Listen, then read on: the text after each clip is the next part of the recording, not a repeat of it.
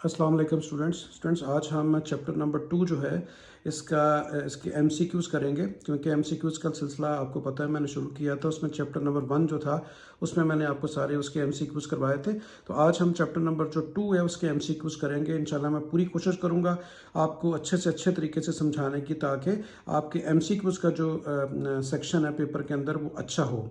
तो इसमें टॉपिक जो मैंने इसे टॉपिक वाइज कर दिया। इसमें पहला टॉपिक जो है हमारा वो है definition of a function, domain, को डोमेन और रेंज। ठीक है, मतलब हम बात करेंगे जो पहले मैंने 10 बनाए हैं जो एमसीक्यूज़। ठीक है, उसमें टॉपिक कौन सा होगा हमारा इस चैप्टर के अंदर, वो होगा डेफिनेशन फंक्शन की, डोमेन, को डोमेन और रेंज। ठीक है, अभी देखें इसका जो पहला है एमसीक्यूज़ उसमें लिखा हुआ है कि विच of the following best defines the domain of the function.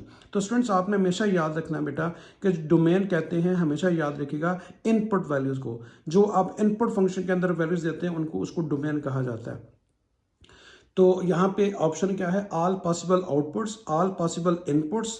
ठीक है, set of x values for which of the following is not defined और ओनली पॉजिटिव वैल्यूज। तो इसमें मैंने अभी आपको बताया कि तमाम ऐसी वैल्यूज फंक्शन को जो आप इनपुट देते हैं, ठीक है, वो वैल्यूज क्या कहलाती हैं, डोमेन कहलाती हैं। तो इसकी बेस्ट ऑप्शन जो है वो क्या होगी, यानी कि सही ऑप्शन क्या होगी, बी होगी। तो सेकंड पे चलते हैं। इसमें उसने लिखा हुआ है the range of the function is, यानी कि रेंज जो होती है वो फंक्शन की क्या वैल्यू होती है। तो मैंने आपको बताया कि जो डोमेन होती है वो इनपुट वैल्यूज होती है, जो भी फंक्शन को आप इनपुट देते हो और जो आपको आंसर मिलता है, यानी जो रिजल्टेंट वैल्यू होती है या जिसको आप आउटपुट कहते हैं, उसको रेंज बोला जाता है। तो रेंज जो होती है वो बेसिकली क्या होती है, आउटपुट वैल्यू होती है। तो set of all input values, यहाँ ये ऑप्शन नहीं हो सकती। Set of values for which function is not defined, ये तो बिल्कुल अलग बात हो गई। Set of output values actually attend, तो ये आपकी सेट ऑफ क्या होती है, आउटपुट वैल्यूज होती है, जो कि आप इनपुट देने के बाद आपको हासिल होती है। ठीक है, तो दैट्स वाई ये आपका सी जो है ना, ये आपकी जो है वो राइट ऑप्शन होगी। ठीक है, आर्बिट्रेरी वैल्यू तो हो ही नहीं सकती। तो उसके बाद आते हैं तीसरे पे।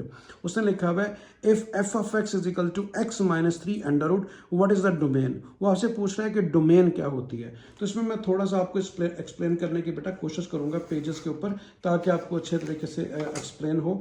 तो आपने ये याद रखना है कि अगर कोई भी फंक्शन आपके पास लिखा हुआ है तो वो अनडिफाइंड कब होता है, जब उस अनडिफाइंड जब फंक्शन होगा तो उसकी डोमेन और रेंज आप फाइंड नहीं कर सकते। दो चीज़ें आपने याद रखनी है। फर्स्ट वन ये है कि अगर आपको ये फंक्शन दिया हुआ है F of x is equal to 1 divide by X, तो अगर तो नीचे जीरो आ जाए, जैसे देखें अगर मैं x की जगह पे जीरो पुट करता हूं तो आपके पास आंसर क्या आएगा, 1/0। तो 1/0 का मतलब क्या होता है, इन्फिनिटी। तो इन्फिनिटी का मतलब क्या होता है कि अनडिफाइंड, यानी जो फंक्शन आपको दिया हुआ है वो अनडिफाइंड है जब तक फंक्शन बेटा डिफाइन नहीं होता, अनटिल अनलेस आप उसकी डोमेन और रेंज नहीं बता सकते। तो ये फंक्शन आपका अनडिफाइंड हो गया। ठीक है, क्योंकि इसमें डिनोमिनेटर में क्या आ गया, जीरो। यानी पहला दो चीजें सिर्फ आपने याद रखनी है। दो चीजों पे फंक्शन अनडिफाइंड होता है कि कहां पे, एक तो आपका डिनोमिनेटर में जीरो ना आए, इसको आपने याद रखना है, और दूसरा आपका जो है वो अंडर रूट के अंदर जो है वो नेगेटिव वैल्यू ना आए, यानी नेगेटिव वैल्यू जो है वो नहीं आनी चाहिए। यानी यहां पे मैं क्रॉस लिखता हूं कि अंडर रूट के अंदर नेगेटिव वैल्यूज नहीं आनी चाहिए। जैसे देखें मैं कोई भी एक फंक्शन लिखता हूं F of x is equal to X plus 3। तो देखें अगर मैं यहां पे पुट करता हूं x की जगह पे -4, तो देखें यहां पे क्या आएगा, -4 प्लस 3 अंडर रूट, तो आंसर आपके पास आ गया -1। तो इसका -1 अंडर रूट। तो मैंने आपको यही बोल रहा हूं कि दो तरह से फंक्शन जो है वो अनडिफाइंड होता है। एक तो डिनोमिनेटर में जीरो नहीं आना चाहिए, एक डिनोमिनेटर में जीरो नहीं आना चाहिए, और दूसरा मैं क्या बता रहा हूं कि अंडर रूट के अंदर माइनस नहीं आना चाहिए। अगर ये दो केस आपके पास आते हैं तो फंक्शन जो है वो अनडिफाइंड होता है। ठीक है, बात समझ आई। तो अगर मैं इसी की बात करूं x plus 3 under root F of X की, तो इसकी डोमेन कहां से शुरू होगी, इसकी डोमेन कैसे लिखते हैं आप तरीकाकार सुन लें कि अंडर रूट के अंदर जब भी कोई वैल्यू लिखी जाती है उसको आप लिखें x plus 3 is greater than equal to 0। ठीक है, मतलब इसकी वैल्यू जो है ग्रेटर देन का मतलब, जीरो का मतलब है पॉजिटिव वैल्यू, यानी अंडर रूट के अंदर एक तो पॉजिटिव वैल्यू होना चाहिए और जीरो भी हो सकता है, इसलिए ग्रेटर देन इक्वल है। जीरो भी एक जो है वो अंडर रूट को नेगेटिव नहीं करता, तो दैट्स वाई जो है वो जीरो और उसके अलावा जो है 3 से ग्रेटर वैल्यू यहाँ पे दे सकते हैं। जैसे मैं यहाँ पे 4 लिखता हूँ तो 4 प्लस क्या आ जाएगा, देखें 3 X plus 3 is greater than equal to 0। अगर आप 3 को राइट पे ले जाएंगे काम आपका और आसान समझने में हो जाएगा।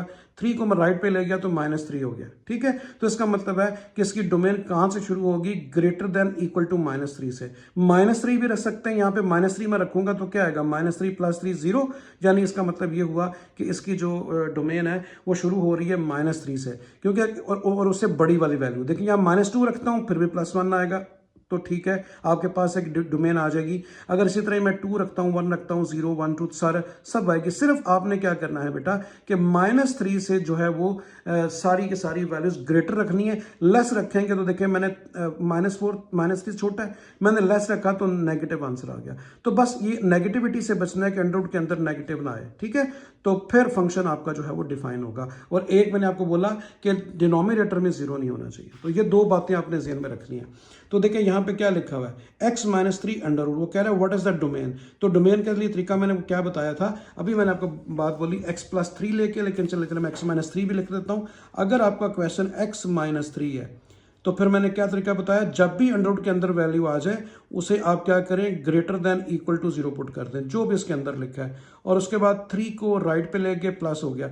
इसका मतलब है आपकी डोमेन जो है वो क्या होगी, ग्रेटर देन इक्वल टू 3 होगी, ग्रेटर देन इक्वल टू 3 होगी। क्योंकि देखें बेटा यहाँ पे आप 3 भी पुट कर सकते हैं, 3 - 3 0, तो फिर भी ठीक है। और उसके अलावा 3 से बड़ी वैल्यू यानी 4 भी पुट कर सकते हैं, 4 - 3 +1 आएगा, अंडर रूट में माइनस नहीं आना चाहिए। अगर मैं 3 से छोटी वैल्यू रखता हूँ -2, यहाँ पे देखें -2 रखूंगा तो -2 - 3 -5, अंडर रूट में माइनस आ जाएगा। तो बार बार समझा रहा हूं, अंडर रूट में माइनस नहीं आना चाहिए। तो इसकी डोमेन क्या होगी, x is greater than equal to 3। तो x is greater than equal to 3, तो इसकी ऑप्शन क्या होगी, C, ठीक है। तो इसकी ऑप्शन C होगी। तो मैंने डिटेल से आपको बात समझा दी। उसके बाद वो पूछ रहा है कि the codomain of the function is. तो कोड डोमेन क्या होती है, इसको मैं थोड़ा सा डिटेल से आपको समझाता हूं। तो देखिएगा बेटा, अगर मेरे पास कोई सेट A है, ये मैंने लिखा A B और C, एक मेरे सेट मेरे पास और है जिसको मैंने लिख दिया 1 2 3 4, ठीक है। तो ये मेरे पास है सेट, चले मैं इसको A का नाम दे देता हूं, इसको B का। तो अभी आपने ये याद रखना है कि कोड डोमेन जो होती है वो ऑल सेट ऑफ या ऑल एलिमेंट्स ऑफ बी होती है, ऑल एलिमेंट्स ऑफ बी।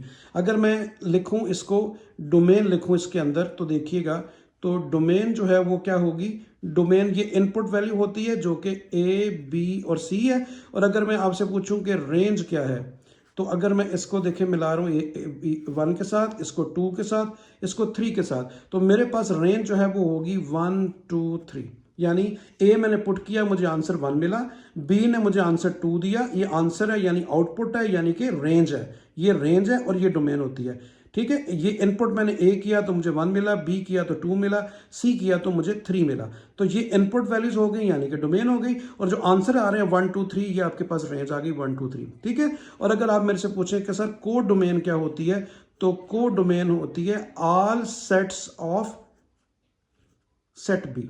ये जो बी है ना, इसके तमाम सेट जो है ना वो कोड डोमेन होते हैं, यानी कि 1 2 3 और 4। अभी देखें आपको फर्क क्या पता चला कि रेंज, और अक्सर स्टूडेंट जो हैं वो रेंज में और कोड डोमेन में जो है वो मिक्स हो जाते हैं बेटा, कि तमाम जो मुझे पुट करने से, इनपुट करने से जो मुझे आउटपुट वैल्यूज मिल रही हैं 1 2 3, वो है रेंज। और उसके अलावा जो अलग से वैल्यू है उसको भी अगर आप शामिल कर लेते हो तो फिर कोड डोमेन आती है। कोड डोमेन जो है वो all elements of the set B है, बी के जो तमाम एलिमेंट्स हैं वो कोड डोमेन होती है, ठीक है। बात समझ आ गई। रेंज पूछें तो 1 2 3, अगर आप कोड डोमेन पूछें तो 1 2 3 4, सारे के सारे एलिमेंट्स सेकंड सेट के, ठीक है जी, समझ आ गई आपको। तो अभी आप देखिएगा यहाँ पे पूछा गया है कि the codomain of the function is, तो codomain of the function क्या है, वो मैंने लिखा हुआ है कि always equal to the domain. यहाँ पे लिखा हुआ है, ये तो हो ही नहीं सकता, डोमेन के इक्वल नहीं होती। लिखा हुआ है a subset of the domain, यानी सबसेट भी नहीं होता डोमेन का, ठीक है। The set of in which output must लाई, तो मैंने आपको बोला था कि जो भी आपका इनपुट आप दे रहे हैं उसमें आउटपुट की तमाम वैल्यूज आ रही हैं। जैसे देखें, आपने ए पुट किया तो 1 लाया, जैसे देखें दोबारा बताता हूं आपको बेटा, मैं आपने ए पुट किया तो 1 लाया, बी पुट किया तो 2 आया, सी पुट किया तो 3 आया। तो वो कह रहा है कि कोड डोमेन वो होती है जिसके अंदर जो है वो रेंज यानी आउटपुट के तमाम वैल्यूज होती हैं, 1 2 3 देखें इसमें शामिल है, ठीक है। तो यहां पे यही लिखा हुआ है the set in which output must लाई, यानी ऐसा सेट जिसमें आउटपुट जो आपके पास आ रही है इनपुट देने से वो जरूर उसके अंदर हो, तो वो आपकी क्या होती है, कोड डोमेन होती है। तो इसका सी जो है वो ऑप्शन होगा, ठीक है। इक्वल टू रेंज तो हो ही नहीं सकता, मैंने अभी आपको फर्क बताया, रेंज के इक्वल कोड डोमेन नहीं होती, वो all set of set B होती है, यानी सेकंड सेट जो भी आता है। उसके बाद देखें क्या लिखा हुआ है कि if F of x is equal to X square, वो कह रहे हैं कि डिफाइन करें कि किसके ऊपर डिफाइन करें, ये किसका सिंबल होता है, ऑल रियल नंबर का, on all real number what is the range. वो कह रहा है कि F of x is equal to X square जो है ना, इसकी रेंज बताएं। तो आप याद रखिएगा ये जो क्वाड्रेटिक फंक्शन लिखा हुआ है बेटा, इसकी जो डोमेन होती है वो ऑल रियल नंबर, अगर वो उसने इसके ऊपर पूछा है आर के ऊपर, तो वो यहाँ पे देखें क्या लिखा हुआ है, तमाम पॉजिटिव नंबर्स। देखें इसकी जो क्वाड्रेटिक फंक्शन होता है, मैं भी आपको थोड़ा सा समझाता हूँ। उसने लिखा हुआ है F of x is equal to X square. तो देखें बेटा मैं लिख रहा हूँ F of x is equal to X square. अभी आप देखें, अगर मेरे से आप इसकी डोमेन पूछें बेटा, और आपको अच्छी तरह पता है कि ये कौन सा फंक्शन नजर आ रहा है, ये आपको क्वाड्रेटिक फंक्शन नजर आ रहा है। देखें एक्स स्क्वायर क्वाड्रेटिक को शो करता है। तो डोमेन जो होती है ना इसकी, वो all set of real numbers होती है। All set of real number का ये सिंबल है, ये होती है। मतलब आप इसमें कोई भी वैल्यू पुट करें, देखें आपको आउटपुट मिलेगी। इसका मतलब ये हुआ कि तमाम रियल नंबर हुई। इसमें देखें आप 1 पुट करके देख लें, 2 पुट करके देख लें, 3 करके देखें, 4 करें, -1 -2 -4 -8, कोई भी वैल्यू इसमें इनपुट दें आपको आउटपुट मिलेगी। इसका मतलब है सारे के सारे जितने भी नंबर्स हैं, जितने भी रियल नंबर हैं, सारे के सारे इसकी डोमेन है। तो डोमेन हमेशा क्वाड्रेटिक फंक्शन की बगैर सोचे आप लिखते हैं क्या, ऑल रियल नंबर। तो क्वाड्रेटिक फंक्शन की डोमेन ऑल रियल नंबर होती है। लेकिन और आपको पता है कि रेंज क्या चीज होती है, रेंज होती है आपकी आउटपुट वैल्यू। यानी जब आप इनपुट देते हैं, एक्स के जगह पे मैं यहाँ 1 लिखता हूं तो वो इनपुट है, मुझे जो आंसर मिलता है वो आउटपुट होती है। जैसे देखिए मैं एक्स की जगह पे मैं 2 पुट करता हूं, सपोज मैं देखें एक्स की जगह पे 2 पुट किया, ये एक्स की जगह पे 2 आ गया, तो मुझे आंसर क्या मिला 4। तो देखें बेटा, ये जो मैंने 2 पुट किया है एक्स की जगह पे, ये इनपुट है जिसको आप डोमेन कहते हैं, और जो आंसर आ रहा है उसे रेंज कहते हैं। तो रेंज देखें हमेशा आपको पॉजिटिव मिलेगी। तो मतलब आपने यहां पे लिखना है ऑल रियल नंबर्स, कौन से, पॉजिटिव, नेगेटिव नहीं होते। लेकिन डोमेन में नेगेटिव और पॉजिटिव सारे के सारे नंबर इसकी डोमेन होती है, किसकी, क्वाड्रेटिक फंक्शन की। लेकिन रेंज इसकी क्या होती है, ऑल पॉजिटिव नंबर। रीजन, इस स्क्वायर की वजह से, अगर जब यहां पे आप ये देखें, मैंने स्क्वायर की वजह से यहां पे चले इसको माइनस भी लिख देता हूं। जब मैं -2 लिखूंगा, देखें माइनस, तो मेरे पास फिर भी +4 ही आएगा इस स्क्वायर की वजह से। तो इस स्क्वायर की वजह से जितनी भी वैल्यूज आप इनपुट देंगे वो आपको सारी के सारे जो है ना वो आपको पॉजिटिव मिलेंगे बेटा। तो इसका मतलब ये हुआ कि इसकी रेंज क्या होगी, ऑल पॉजिटिव नंबर, जबकि डोमेन के अंदर नेगेटिव पॉजिटिव दोनों है, ठीक है। उस स्क्वायर की वजह से आपको ये मिलेगा। मेरे ख्याल आप मेरी बात को समझ गए, मैंने डिटेल से आपको समझा दिया। तो F of x is equal to X square define on real number, what is the range. तो रेंज क्या होगी इसकी, पॉजिटिव वैल्यूज। देखें क्या लिखा हुआ है, X is greater than equal to 0। इसका मतलब क्या है, ऑल पॉजिटिव वैल्यूज। इसको आप ये भी लिख सकते हैं, और अगर ऑप्शन में कहीं पे आपको ये वाली चीज नजर आए तो वो भी ठीक है। देखिए इन दोनों का मीनिंग एक ही है। मैंने लिखा है ऑल रियल नंबर्स पॉजिटिव, ठीक है। तो ये आपको क्या शो कर रहा है, ग्रेटर देन 0 का मतलब क्या होता है, ऑल पॉजिटिव नंबर्स, ठीक है। और ग्रेटर देन 0 का मतलब है जितने भी नंबर उसके बाद आ रहे हैं। तो इसकी सी ऑप्शन होगी। उसके बाद लिखा हुआ है a function is not defined when, ठीक है। एक फंक्शन कब डिफाइन नहीं हो सकता, ठीक है। तो यहां पे ऑप्शन है it's domain is equal to range, ये ऑप्शन नहीं हो सकती। डोमेन रेंज का फंक्शन की डेफिनेशन से कोई ताल्लुक नहीं है। अच्छा, there exist an input with multiple outputs, ठीक है। हमेशा याद रखें बेटा, फंक्शन की डेफिनेशन क्या थी, कि फंक्शन की डेफिनेशन ये है कि जब भी आप कोई इनपुट दें आपको एक यूनिक आउटपुट मिले। ठीक है, फंक्शन की डेफिनेशन क्या होती है? अगर आप कोई इनपुट दें और आपको यूनिक आउटपुट मिले। मेरी आपको बात समझ आ रही है? अगर देखिए, अगर मैं 2 सेट बना रहा हूँ, अभी मैंने एक सेट बनाया, मैंने लिखा 1 2 3, ये आपके पास आ गया ए सेट। फिर मैंने बनाया एक बी सेट, तो मैंने यहाँ पे लिख दिया ए बी सी। तो देखें, ये अगर एक सीधा सीधा रिलेशन बन रहा है कि ए के साथ 1 आ रहा है, बी के साथ 2 आ रहा है, सी के साथ सी आ रहा है, तो ए पुट करने से 1 आ रहा है, बी पुट करने से 2 आ रहा है, सी पुट करने से 3 आ रहा है, तो आपको एक यूनिक मिल रहा है। मतलब ए का, अगर फॉर एग्जांपल देखो बेटा, मैं अगर बोलता हूं कि मेरे पास एक सेट है ए, इसके एलिमेंट्स हैं 1 2 3, फिर एक सेट है मेरे पास जिसके एलिमेंट्स हैं, फॉर एग्जांपल ये बी है, इसको मैं लिख देता हूं ए बी सी और डी। तो मैं कह रहा हूं ए पुट करने से 1 भी आ रहा है और ए पुट करने से 2 भी आ रहा है। मतलब अगर मेरी ए की वैल्यू पुट करने से अगर 2 आंसर आ रहे हैं, तो इसका मतलब है ये फंक्शन नहीं है। फंक्शन की डेफिनेशन ये होती है, कोई एक वैल्यू पुट करने से एक ही आंसर मिले, 2 आंसर ना मिले।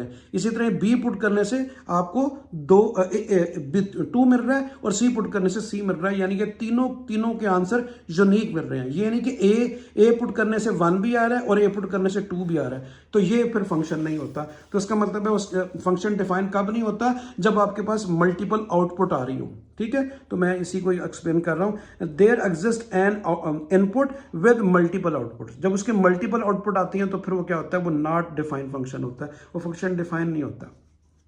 ठीक है, बाकी ऑप्शन पढ़ने की जरूरत नहीं, आपको समझ आ जाएगी। डोमेन इज फाइनाइट तो हो ही नहीं सकता और आउटपुट इक्वल टू इनपुट नहीं हो सकता।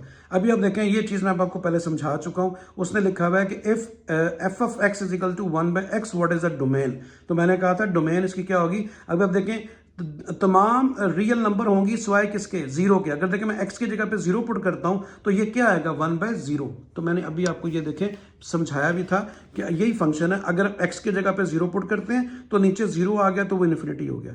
तो इसका मतलब क्या होगा बेटा? इसकी डोमेन मैं ये कह सकता हूं कि ऑल रियल नंबर होगी, किसको छोड़ के?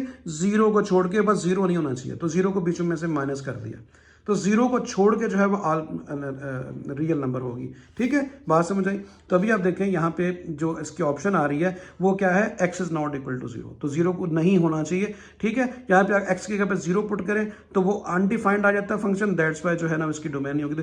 तो आप क्या करेंगे? इसकी डोमेन क्या होगी? तमाम नंबर्स होंगे सिर्फ 0 के अलावा, यानी 0 पुट नहीं कर सकते। यहाँ पे देखिए 1 कर सकते हैं 1/1, 2 कर सकते हैं 1/2 आ जाएगा, 3 कर सकते हैं 1/3, -2 -1/2, कोई ना कोई नंबर आएगा, लेकिन फंक्शन अनडिफाइंड नहीं होगा। फंक्शन अनडिफाइंड कब होता है? जब नीचे डिनोमिनेटर में 0 आ जाए। तो 0 के अलावा इसकी सारी की सारी होंगी, तो दैट्स वाई इसकी ऑप्शन क्या होगी? x is not equal to 0। मतलब x की जगह पे 0 नहीं पुट कर सकते, बाकी सारा काम कर सकते हैं, कोई भी नंबर आप लगा लें।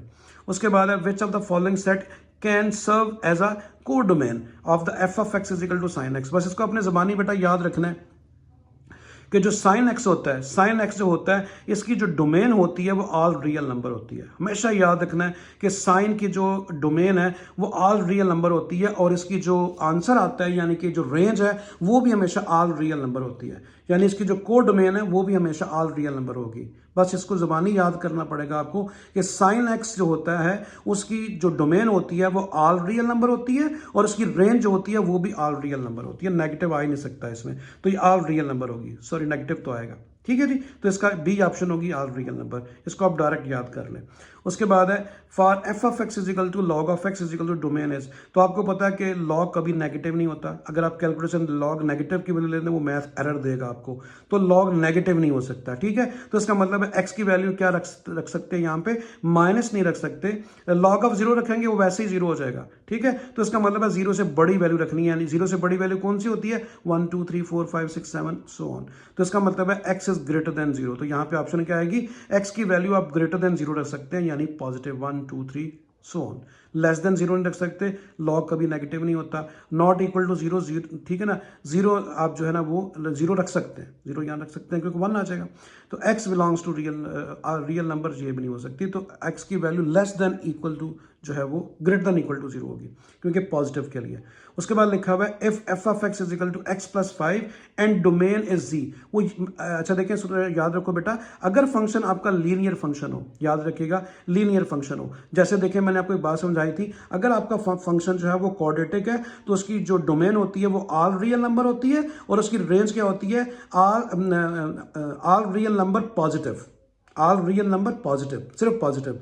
इसी तरह अगर लीनियर फंक्शन आ जाए, ये लीनियर फंक्शन है, लीनियर फंक्शन वो होता है जहां पे आपके वेरिएबल की पावर 1 होती है, तो लीनियर फंक्शन की जो डोमेन और रेंज होती है वो ऑल रियल नंबर होती है, ऑल रियल नंबर। ठीक है, याद रखें, जबानी याद कर लें, इसको सोचने की भी जरूरत नहीं है कि जो लीनियर फंक्शन होता है उसकी डोमेन और रेंज ऑल रियल नंबर होती है। तो उसने ये कह दिया कि एफ ऑफ एक्स जो है वो x+5 है और डोमेन का नाम उसने जी दे दिया। कहते हैं इसकी अगर ये है तो उसकी डोमेन जी है। तो मैंने अभी आपको बोला बेटा कि जो लीनियर फंक्शन होता है उसकी जो रेंज और डोमेन होती है वो दोनों ऑल रियल नंबर होती है। तो रियल नंबर को उसने जी कह दिया। उसने कहा अगर डोमेन जी है तो डेफिनेटली जो उसकी क्या होगी, वो कह रहा है व्हाट इज द रेंज, तो रेंज भी जी होगी, क्योंकि अगर मैं उसका नाम ऑल रियल नंबर रखूं डोमेन का तो वो ऑल रियल नंबर होगी, तो रेंज भी ऑल रियल नंबर। उसने कहा डोमेन जो है वो इक्वल टू जी है, तो अगर डोमेन इक्वल टू जी है तो रेंज भी इक्वल टू जी होगी, क्योंकि दोनों इक्वल होते हैं। तो व्हाट इज द रेंज, तो वो जी होगी। ठीक है, तो इस तरीके से हमारा ये पहला टॉपिक जो है वो हमने एमसीक्यूज का कर लिया। इंशाल्लाह मैं आपको नेक्स्ट टॉपिक में इसी चैप्टर के जो एमसीक्यूज दोबारा आपको करवाऊंगा इंशाल्लाह। अल्लाह हाफिज़ जी।